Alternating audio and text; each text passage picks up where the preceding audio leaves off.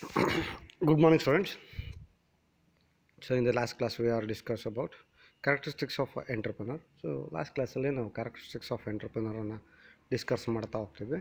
So as ಈಗ ಸ್ವಲ್ಪ ದಿವಸ ನಾವು ಬ್ರೇಕ್ ತೊಗೊಂಡಿರೋದ್ರಿಂದ ಒಂದು ಸರಿ ಬ್ರೀಫಾಗಿ ನಾನು ನಿಮಗೆ ಹೇಳಿಬಿಡ್ತೀನಿ, ರೀಕ್ಯಾಪ್ ಮಾಡಿಬಿಡ್ತೀನಿ. So subject new venture creation management ಅಂತ. ಸೊ ಈ ಸಬ್ಜೆಕ್ಟಲ್ಲಿ ನಾವು ಯಾವ ರೀತಿ ಹೊಸ ವೆಂಚರನ್ನು, ಬಿಸ್ನೆಸ್ಸನ್ನು ಅಥವಾ ಹೊಸ ಟ್ರೇಡನ್ನು, ಮ್ಯಾನುಫ್ಯಾಕ್ಚರಿಂಗ್ ಯೂನಿಟನ್ನು ಸ್ಟಾರ್ಟ್ ಮಾಡಬಹುದು. ಸೊ ಅದ್ರ ಜೊತೆಗೆ ಎಂಟ್ರಪ್ರಿನರ್ ಆಗಬೇಕು ಅಂತಂದರೆ ಯಾರು ಸ್ಟಾರ್ಟ್ ಮಾಡ್ತಾರೋ ಹೊಸ ಬಿಸ್ನೆಸ್ಸನ್ನು, ಹೊಸ ಆರ್ಗನೈಸೇಷನನ್ನು ಅಥವಾ ಹೊಸ ಮ್ಯಾನುಫ್ಯಾಕ್ಚರಿಂಗ್ ಯೂನಿಟನ್ನು, ಅವ್ರನ್ನ ನಾವು ಎಂಟ್ರಪ್ರಿನರ್ ಅಂತ ಕರೀತಾ ಹೋಗ್ತೀವಿ. ಸೊ ಅದು ಅಂದರೆ ಎಂಟ್ರಪ್ರಿನರ್ ಆಗೋಕ್ಕೆ ನಿಮಗೆ ಏನು ಕ್ವಾಲಿಟೀಸ್ ಬೇಕಾಗುತ್ತೆ, ಸೊ ಏನೇನು ನೀವು ಅವಶ್ಯಕತೆ ಇರುತ್ತೆ, ಈ ಥರದ್ದನ್ನು ನಾವೇನು ಮಾಡ್ತಾ ಹೋಗ್ತೀವಿ ಅಂತಂದರೆ ಈ ಪೂರ್ತಿಯಾಗಿ ಈ ಸಬ್ಜೆಕ್ಟ್ ಒಳಗೆ ನಾವು ಓದ್ತಾ ಹೋಗ್ತೀವಿ. ಸೊ ಫಂಕ್ಷನ್ಸ್ ಆಫ್ ಎಂಟ್ರಪ್ರಿನರ್ಸ್ ಏನು ಅನ್ನೋದನ್ನು ನಾನಿಲ್ಲಿ ನೋಡ್ತಾ ಹೋಗೋಣ ಅಂತ. So one by one. First risk bearing function ಅಂತ ಕರಿತಾ ಹೋಗ್ತೀವಿ. The function of entrepreneur as to bear a specific in nature. The entrepreneur assumes all possible risk of the business with emerges due to possible changes in the taste of consumer, modern techniques of production, new innovations. Such risks are insurable or incalculatable. In simple terms, such risk known as uncertainty concerning the losses. So ಇಲ್ಲಿ ಏನು ಹೇಳ್ತೀವಿ ಅಂತಂದರೆ risk bearing function ಇರಬೇಕು ಅಂತ ಹೇಳ್ತೀವಿ. ಅಂದರೆ so as an ಎಂಟ್ರಪ್ರಿನರು ನೀವು ರಿಸ್ಕನ್ನು ಬೇರ್ ಮಾಡ್ತಕ್ಕಂಥದ್ದು ಕ್ವಾಲಿಟಿ ನಿಮಗೆ ಇರಬೇಕಾಗುತ್ತೆ. ಸೊ ಯಾವುದನ್ನು ರಿಸ್ಕನ್ನು ನಾವೇನು ಮಾಡ್ತಾ ಹೋಗ್ತೀವಿ ಅಂತಂದ್ರೆ again we are going to divide it into 2 parts. So ರಿಸ್ಕನ್ನು ನಾವು 2 ಪಾರ್ಟಾಗಿ ಡಿವೈಡ್ ಮಾಡ್ತಾ ಹೋಗ್ಬೋದು. ಒಂದು ಪ್ರಿಡಿಕ್ಟಬಲ್ ರಿಸ್ಕ್ ಅಂತ ಕರಿತಾ ಹೋಗ್ತೀವಿ, ಇನ್ನೊಂದು ಅನ್ಪ್ರಿಡಿಕ್ಟಬಲ್ ರಿಸ್ಕ್ ಅಂತ ಕರಿತಾ ಹೋಗ್ತೀವಿ. ಸೊ ಅಂದ್ರೆ ಪ್ರಿಡಿಕ್ಟಬಲ್ ರಿಸ್ಕ್ ಅಂತಂದರೆ ಸೊ ಯಾವುದು ನಮಗೆ ಮುಂಚೆನೇ ನಾವು ಪ್ರಿಡಿಕ್ಟ್ ಮಾಡ್ಬೋದು, ಸೊ ಅದನ್ನು ನಾವು ಪ್ರಿಡಿಕ್ಟಬಲ್ ಅಂತ ಕರಿತಾ ಹೋಗ್ತೀವಿ, ಪ್ರಿಡಿಕ್ಟ್ ಮಾಡ್ತಾ ಹೋಗ್ತೀವಿ. ಸೊ ಅನ್ಪ್ರಿಡಿಕ್ಟಬಲ್ ಅಂತಂದರೆ ನಾವು ಯಾವುದನ್ನು ಪ್ರಿಡಿಕ್ಟ್ ಮಾಡೋಕ್ಕೆ ಸಾಧ್ಯನೇ ಇಲ್ಲ. ಸೊ ಅಂದರೆ ಈಗ ಕೆಲವನ್ನ ಪ್ರಿಡಿಕ್ಟಬಲ್ ರಿಸ್ಕ್ ಅಂದರೆ ಯಾವುದು ಅಂತಂದರೆ ಸೊ ಯೂಶ್ವಲಾಗಿ ನಾವೇನು ಮಾಡ್ತಾ ಹೋಗ್ತೀವಿ ಅಂತಂದರೆ ಈಗ ಚಳಿಗಾಲ ಬಂತು ಈಗ. ಸೊ ಚಳಿಗಾಲದೊಳಗೆ ಕಸ್ಟಮರ್ದು ಟೇಸ್ಟ್ ಏನಾಗಬಹುದು, ಸೊ ಈಗ ಯಾವುದು ಕೋಕೋ ಕೋಲಾನೋ ಅಥವಾ ಇನ್ನೊಂದು ಯಾವುದೋ ಕುಡಿಯೋಕ್ಕೆ ಇಷ್ಟಪಡಲ್ಲ. So nowadays they use to like to have coffee or tea. So ಬೆಳಗ್ಗೆ ಹೊತ್ತು ತುಂಬ ಚಳಿಗಿರುತ್ತೆ, ಹಂಗಾಗಿ ಕಾಫಿನೋ ಟೀನೋ ತೊಗೊಳಕ್ಕೆ ಇಷ್ಟಪಡ್ತಾರೆ. ಸೊ ಮಧ್ಯಾಹ್ನದ ಹೊತ್ತು ಬಿಸಿಲಿರೋದ್ರಿಂದ ಸೊ ಇನ್ನೊಂದು ಯಾವುದೋ ಸಾಫ್ಟ್ ಡ್ರಿಂಕ್ಸೋ ಕೂಲ್ ಡ್ರಿಂಕ್ಸನ್ನು ಲೈಕ್ ಮಾಡ್ತಾ ಹೋಗ್ತಾರೆ. ಸೊ ಈ ಥರದೊಳಗೆ ನಾವು ಪ್ರಿಡಿಕ್ಟ್ ಮಾಡ್ಬೋದು ಏನು ಕಸ್ಟಮರ್ದು ಏನು ಆದ್ಯತೆ ಕೊಡ್ತಾರೆ ಈ ಸೀಸನ್ ಒಳಗೆ ಅಂತ. ಸೊ ಇದನ್ನು ನಾವು ಪ್ರಿಡಿಕ್ಟಬಲ್ ರಿಸ್ಕ್ ಅಂತ ಕರಿತಾ ಹೋಗ್ತೀವಿ. ಅನ್ಪ್ರಿಡಿಕ್ಟಬಲ್ ಅಂತಂದರೆ ಸೊ ಈಗ ಟೆಕ್ನಾಲಜಿ ಎಲ್ಲೋ ಚೇಂಜ್ ಆಗ್ತಾ ಹೋಗುತ್ತೆ. ಸೊ ಅದನ್ನು ನಾನು ಪ್ರಿಡಿಕ್ಟ್ ಮಾಡೋಕ್ಕೆ ಸಾಧ್ಯ ಇಲ್ಲ. ಈ ಕೊರೋನಾ ಬರುತ್ತೆ ಅಂತ ಯಾರು ನಾವು ಪ್ರಿಡಿಕ್ಟ್ ಮಾಡೋಕ್ಕೆ ಸಾಧ್ಯ ಆಗುತ್ತಾ? ಸೊ ಸಾಧ್ಯ ಇಲ್ಲ. ಸೊ ಇಂಥ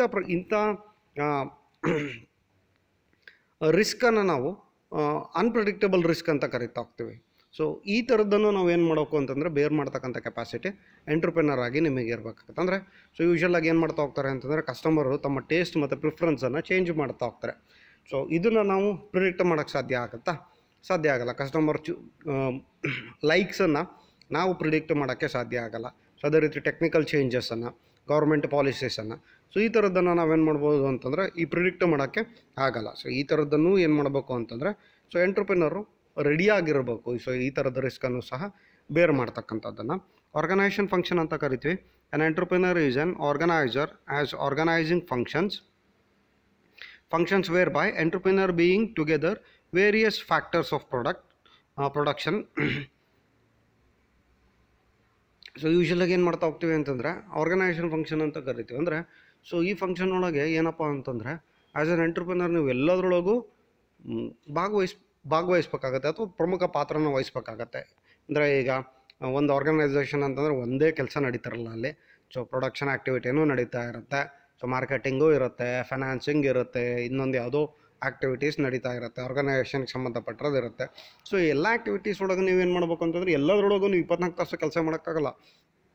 but major decisions have to be taken by the entrepreneur himself only. So ತುಂಬ ಮೇಜರ್ ಡಿಸಿಷನ್ಸನ್ನು ಎಂಟ್ರಪ್ರಿನರೇ ತಗೊಳ್ತಾ ಹೋಗ್ಬೇಕಾಗತ್ತೆ, ಅಥವಾ ಸೊ ಅವರೇ ಅದರೊಳಗೆ ಏನು ಮಾಡಬೇಕು ಅಂತಂದರೆ they have to have that important role.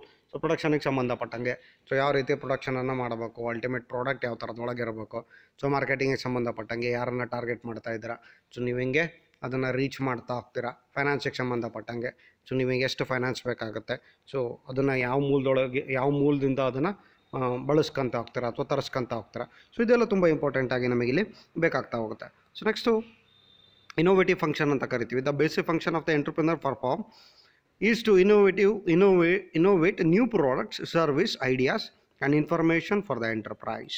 So ಇಲ್ಲಿ ಏನಪ್ಪ ಅಂತಂದ್ರೆ ನಾನು ಯಾವಾಗಲೂ ಹೇಳ್ತಾ ಇರ್ತೀನಿ, ಎಂಟರ್ಪ್ರಿನರ್ಗೆ ತುಂಬ ಇಂಪಾರ್ಟೆಂಟಾಗಿ ಬೇಕಾಗಿರ್ತಕ್ಕಂಥ ಕ್ವಾಲಿಟಿ ಯಾವುದಪ್ಪ ಅಂತಂದರೆ ಈ has to have that innovative skills. So ಹೊಸದನ್ನು ಕಂಡುಹಿಡಿತಕ್ಕಂಥ ಸ್ಕಿಲ್ಸ್ ಇರಬೇಕಾಗುತ್ತೆ, ಅಥವಾ ಅದನ್ನು ಬೇಗ ಐಡೆಂಟಿಫೈ ಮಾಡ್ತಕ್ಕಂಥ ಕ್ವಾಲಿಟಿನಾದರೂ ನಮಗೆ ಎಂಟರ್ಪ್ರಿನರ್ಗೆ ಇರಲೇಬೇಕಾಗತ್ತೆ. ಸೊ ಅಂದರೆ ಹೊಸ ಪ್ರಾಡಕ್ಟು, ಸೊ ಅಥವಾ ಹೊಸ ಮಾರ್ಕೆಟು, ಸೊ ಅಥವಾ ಹೊಸ ಟೆಕ್ನಾಲಜಿಯನ್ನು, ಇದನ್ನು ನಾವೇನು ಮಾಡ್ತಾ ಹೋಗ್ಬೇಕು ಅಂತಂದರೆ ತುಂಬ ಫಾಸ್ಟಾಗಿ ಅಡಾಪ್ಟ್ ಮಾಡ್ಕೊಂಡಷ್ಟು so it will become very easy for an organisation for a longer run. So ನೀವು ಹೊಸ ಟೆಕ್ನಾಲಜಿಯನ್ನು ಅಡಾಪ್ಟ್ ಮಾಡ್ಕೊಳೋದೇ ಇಲ್ಲ, ನಾನು ಹಳೆ ಟೆಕ್ನಾಲಜಿ ಒಳಗೆ ಇರ್ತೀನಿ ಅಂತಂದರೆ, so as in the previous class I have told you the example about Nokia. So ಕಳೆದ class ಒಳಗೆ ನಾನು ನಿಮಗೆ ನೋಕಿಯಾ ಕಂಪನಿಯ ಬಗ್ಗೆ ಒಂದು ಎಕ್ಸಾಂಪಲನ್ನು ಕೊಟ್ಟಿದ್ದೆ. It will be an very good example for an organisation. ಅಥವಾ ಆರ್ಗನೈಸೇಷನ್ನು ಕರೆಕ್ಟ್ ಟೈಮಿಗೆ ಕರೆಕ್ಟ್ ಡಿಸಿಷನನ್ನು ತೊಗೊಳ್ಳೋದಲ್ಲೇ ಇದ್ದರೆ, ಅಥವಾ ಹೊಸದನ್ನು ಅಡಾಪ್ಟ್ ಮಾಡ್ಕೊಳಕ್ಕೆ ಆಗದಲ್ಲೇ ಇದ್ದರೆ ಹೀಗೆ ನಾವು ಮಾರ್ಕೆಟಿಂದ ಹೊರಗೆ ಹೋಗ್ತೀವಿ ಅನ್ನೋದಕ್ಕೆ ಸೊ ಬೆಸ್ಟ್ ಎಕ್ಸಾಂಪಲ್ ಯಾವುದಪ್ಪ ಅಂತಂದರೆ ನೋಕಿಯಾ ಕಂಪನಿ. ಸೊ ಆ ಕಂಪನಿಗೆ ಏನಾಯಿತು, ಸೊ ಅವರು ಅಡಾಪ್ಟ್ ಮಾಡ್ಕೊಳ್ಳೋದಲ್ಲೇ ಇದ್ದಿದ್ರು ಪ್ರಾಬ್ಲಮ್ ಏನು ಅನ್ನೋದನ್ನು ನಾವಿಲ್ಲಿ ನಮ್ಮ ಕಣ್ಮುಂದೆ ಇದೆ. ಸೊ ಅದನ್ನು ನಾವು ಮತ್ತೆ ಹೇಳ್ತಕ್ಕಂಥ ಅವಶ್ಯಕತೆ ಬರಲ್ಲ. ಹಾಗಾಗಿ ಸೊ ನೀವೇನು ಮಾಡಬೇಕು ಅಂತಂದರೆ ಹೊಸದು ಏನು ಬರ್ತಾ ಇದೆ ಸೊ ಅದನ್ನೆಲ್ಲ ನಾವೇನು ಮಾಡ್ತಾ ಹೋಗ್ಬೇಕು ಅಂತಂದರೆ we have to adapt that to our organisation. So ಹೊಸ ಪ್ರಾಡಕ್ಟ್ ಆಗಿರ್ಬೋದು, ಸೊ ಪ್ರತಿ ಸರಿ ಹೊಸ ಪ್ರಾಡಕ್ಟನ್ನು ನಾವು ಲಾಂಚ್ ಮಾಡೋಕ್ಕಾಗ್ದಲೇ ಇರ್ಬೋದು. ಸೊ ಹೊಸ ಮಾರ್ಕೆಟ್ ಯಾವುದೈತೆ ಅದನ್ನು ನಾವಿಲ್ಲಿ ನೋಡ್ತಾ ಹೋಗ್ಬೇಕಾಗತ್ತೆ. ಸೊ ಹೊಸ ಮಾರ್ಕೆಟು ಅಥವಾ ಹೊಸ ಟೆಕ್ನಾಲಜಿಯನ್ನು ಬಳಸ್ಕೋಬೇಕಾಗತ್ತೆ. ಈ ಥರದೊಳಗೆ ಹೊಸದಾಗಿ ಏನಾಯಿತು ಅದನ್ನು ನಾವಿಲ್ಲಿ ಆದಷ್ಟು ಬೇಗ ಅಡಾಪ್ಟ್ ಮಾಡ್ಕೋಬೇಕಾಗತ್ತೆ. ಸೊ ಅಡಾಪ್ಟ್ ಮಾಡ್ಕೋಬೇಕು ಅಂತಂದರೆ we have to have that innovative quality. So quality ಇದ್ದರೆ ನಮಗೇನಪ್ಪ ಅಂತಂದರೆ ಈಸಿಯಾಗಿ ನಾವು ಮಾಡ್ಕೊತ ಹೋಗ್ಬೋದು. ಮ್ಯಾನೇಜರಿಯಲ್ ಫಂಕ್ಷನ್ ಅಂತ ಕರಿತೀವಿ ನೆಕ್ಸ್ಟ್ ಫಂಕ್ಷನನ್ನು. So an entrepreneur is also performs various variety of managerial functions like determination of business objectives, formulation of the product plan, product analysis, marketing research, organization of sales procedures, machine material requirement of man, undertaking of business organization. So ಇಲ್ಲಿ ಎಂಟರ್ಪ್ರಿನರ್ಗೆ ತುಂಬ functions ಇರುತ್ತೆ. Managerial functions ಅಂದರೆ decision making functions ತುಂಬ ಇರುತ್ತೆ. So ಅದನ್ನು ಅವನೇನು ಮಾಡ್ತಾ ಹೋಗ್ಬೇಕು ಅಂದರೆ ಕರೆಕ್ಟಾಗಿ ಮಾಡ್ತಾ ಹೋಗ್ಬೇಕು. ಕೆಲವೊಂದು ಅವರು ಹೇಳ್ತಿದ್ದಾರೆ ತುಂಬ ಇಂಪಾರ್ಟೆಂಟಾಗಿ ಯಾವ್ದು ಬೇಕು ಅಂತಂದರೆ ಒಂದು ಬಿಸ್ನೆಸ್ ಆಬ್ಜೆಕ್ಟಿವನ್ನು ಅವ್ನು ಸೆಟ್ ಮಾಡ್ತಕ್ಕಂಥ ಫಂಕ್ಷನ್ ಅವನದೇ ಆಗಿರುತ್ತೆ. ಸೊ ಅದಕ್ಕೆ ಸಂಬಂಧಪಟ್ಟಂಗೆ ಏನೇನು ಆಬ್ಜೆಕ್ಟಿವನ್ನು ಸೆಟ್ ಮಾಡಬೇಕು, ಯಾವ ಥರದೊಳಗೆ ನೋಡ್ತಾ ಹೋಗಬೇಕು. ಸೊ ನೀವು ಕಂಪನಿಯನ್ನು ಇನ್ನು 10 ವರ್ಷಕ್ಕೆ ಎಲ್ಲಿ ತೊಗೊಂಡೋಗಿ ನಿಲ್ಲಿಸ್ತೀರಾ, ನಿಮ್ಮ ಆಬ್ಜೆಕ್ಟಿವ್ ಏನು, ಬರೀ ಪ್ರಾಫಿಟ್ ಮೋಟಿವಾ, ಸೊ ಸರ್ವಿಸ್ ಓರಿಯೆಂಟೆಡಾ, ಸೊ ಇದೆಲ್ಲ ತುಂಬ ಇಂಪಾರ್ಟೆಂಟಾಗಿ ಇಲ್ಲಿ ಬೇಕಾಗ್ತಾ ಹೋಗುತ್ತೆ. ಸೊ ಅದಾದಮೇಲೆ ಫಾರ್ಮುಲೇಷನ್ ಆಫ್ ಪ್ರಾಡಕ್ಟ್ ಪ್ಲಾನ್ ಅಂತ ಕರಿತೀವಿ, ಅಥವಾ ಪ್ರೊಡಕ್ಷನ್ ಪ್ಲಾನ್ ಅಂತ ಕರಿತಾ ಹೋಗ್ತೀವಿ. ಸೊ ಪ್ರೊಡಕ್ಷನ್ ಪ್ಲಾನ್ ಅಂದರೆ ನೀವು ಯಾವ ಥರದೊಳಗೆ ಪ್ರಾಡಕ್ಟನ್ನು ಪ್ರೊಡ್ಯೂಸ್ ಮಾಡ್ತಾ ಹೋಗ್ತೀರಾ, ಸೊ ನಿಮಗೆ ಟಾರ್ಗೆಟೆಡ್ ಕಸ್ಟಮರ್ಸ್ ಯಾರು, ಸೊ ಇದೆಲ್ಲ ನಮಗೆ ತುಂಬ ಇಂಪಾರ್ಟೆಂಟಾಗಿ ಬೇಕಾಗ್ತಾ ಹೋಗುತ್ತೆ. ಸೊ ಅದಾದಮೇಲೆ ಪ್ರಾಡಕ್ಟ್ ಮತ್ತು ಮಾರ್ಕೆಟ್ ರಿಸರ್ಚ್ ಅಂತ ಕರಿತಾ ಹೋಗ್ತೀವಿ. ಸೊ ಮಾರ್ಕೆಟ್ ರಿಸರ್ಚ್ ಒಳಗೆ ಸೊ ಯಾವ ಥರದ ಪ್ರಾಡಕ್ಟನ್ನು ಜನ ಇಷ್ಟಪಡ್ತಿದ್ದಾರೆ, ಸೊ ನೀವು ಯಾರಿಗೆ ಟಾರ್ಗೆಟ್ ಮಾಡ್ಬೋದು ಕಸ್ಟಮರ್ಸನ್ನು, ಸೊ ಅದು ತುಂಬ ಇಂಪಾರ್ಟೆಂಟಾಗಿ ಬೇಕಾಗ್ತಾ ಹೋಗುತ್ತೆ ನಮಗೆ. ಸೊ ಅದಾದಮೇಲೆ ಮೆಟೀರಿಯಲ್ ಮತ್ತು ಮ್ಯಾನ್ ಹ್ಯಾಂಡ್ಲಿಂಗ್ ಅಂತ ಕರಿತೀವಿ. ಅಥವಾ ಮ್ಯಾನ್ ಹ್ಯಾಂಡ್ಲಿಂಗ್ ಅಂತಂದರೆ ಮ್ಯಾನ್ ಪವರ್ ಎಷ್ಟು ಬೇಕಾಗುತ್ತೆ, ಯಾವ ಥರದ ಮ್ಯಾನ್ ಪವರ್ ಬೇಕು, ಸ್ಕಿಲ್ಡು ಅನ್ಸ್ಕಿಲ್ಡು, ಸೊ ಮೆಟೀರಿಯಲ್ ಎಲ್ಲಿಂದ ತರಿಸ್ತೀರಾ, ಸೊ ಇದು ತುಂಬ ಇಂಪಾರ್ಟೆಂಟಾಗಿ ನಮಗಿಲ್ಲಿ ಬೇಕಾಗ್ತಾ ಹೋಗುತ್ತೆ. ಸೊ ಲಾಸ್ಟ್ ಒಂದನ್ನು ನಾವು ನೋಡ್ತಾ ಹೋಗೋಣಂತೆ. ಸೊ ಲಾಸ್ಟ್ ಫಂಕ್ಷನನ್ನು ನಾವು ಡಿಸಿಷನ್ ಮೇಕಿಂಗ್ ಫಂಕ್ಷನ್ ಅಂತ ಕರಿತಾ ಹೋಗ್ತೀವಿ. The most vital entrepreneur discharge refers to the decision making ಅಂತ ಕರಿತಾ ಹೋಗ್ತೀವಿ. ಸೊ ಅಂದರೆ ತುಂಬ ಇಂಪಾರ್ಟೆಂಟಾಗಿ ಬೇಕಾಗಿರ್ತಕ್ಕಂಥ ಫಂಕ್ಷನ್ ಯಾವುದಪ್ಪ ಅಂತಂದರೆ ಡಿಸಿಷನ್ ಮೇಕಿಂಗು. ಯಾಕೆ ಅಂತಂದರೆ ನೀವು ಒಂದು ತಪ್ಪು ಡಿಸಿಷನ್ನು ನಿಮ್ಮ ಕಂಪನಿಯನ್ನು ಏನು ಮಾಡ್ಬೋದು ಅಂತಂದರೆ it can close your company. So ಒಂದು ಒಳ್ಳೆ ನಿರ್ಧಾರ ಸೊ ಕಂಪನಿಯನ್ನು ಇಲ್ಲಿ ಯಾವುದೋ ಮಟ್ಟಕ್ಕೆ ತಂದು ನಿಲ್ಲಿಸ್ಬೋದು, ಅಥವಾ ಬಿಸ್ನೆಸ್ ಒಳಗೆ ತುಂಬ ಮೇಲೆ ತಗೊಂಡು ಹೋಗ್ಬೋದು. ಸೊ ಅದೇ ಒಂದು ಕೆಟ್ಟ ನಿರ್ಧಾರ ಸೊ ಕಂಪನಿಗೆ ಅಥವಾ ಬಿಸ್ನೆಸ್ಸಿಗೆ ಏನು ಮಾಡ್ತಾ ಹೋಗ್ಬೋದು ಅಂತಂದರೆ ತುಂಬ ಹಾಳು ಮಾಡ್ಬೋದು. ಸೊ ಈ ಥರದೊಳಗೆ ಏನಪ್ಪ ಅಂತಂದರೆ ನಾನು ಹೇಳಿದೆ ನಿಮಗೆ ಏನಪ್ಪ ಅಂತಂದರೆ all the functions decision making ತುಂಬ ಇಂಪಾರ್ಟೆಂಟಾಗಿ, ಅಥವಾ ತುಂಬ ಇಂಪಾರ್ಟೆಂಟ್ ಯಾರು ಕೆಲಸ ಇದು ಅಂತಂದರೆ ಎಂಟರ್ಪ್ರಿನರಿನ ಕೆಲಸ. ಸೊ ಯಾಕೆ ಅಂತಂದರೆ ಉಳಿದರಲ್ಲಿ ಏನು ಮಾಡ್ತಾರೆ ಅಂತಂದರೆ ದೇ ಆರ್ ವರ್ಕರ್ಸ್. ಸೊ ಅವ್ರಿಗೆ ಯಾವುದೇ ರೀತಿಯ ಡಿಸಿಷನ್ ಮೇಕಿಂಗ್ ಎಬಿಲಿಟಿ ಇರೋಲ್ಲ. ಸೊ ಅವ್ರು ಏನು ಮಾಡ್ತಾರೆ, ಎಂಟರ್ಪ್ರಿನರ್ ಏನು ಹೇಳ್ತಾನೋ ಸೊ ಅದನ್ನು ಅವ್ರು ಏನು ಮಾಡ್ತಾ ಹೋಗ್ತಾರೆ ಅಂತಂದರೆ ಚಾಚು ತಪ್ಪದೆ ಪಾಲಿಸ್ತಾ ಹೋಗ್ತಾರೆ.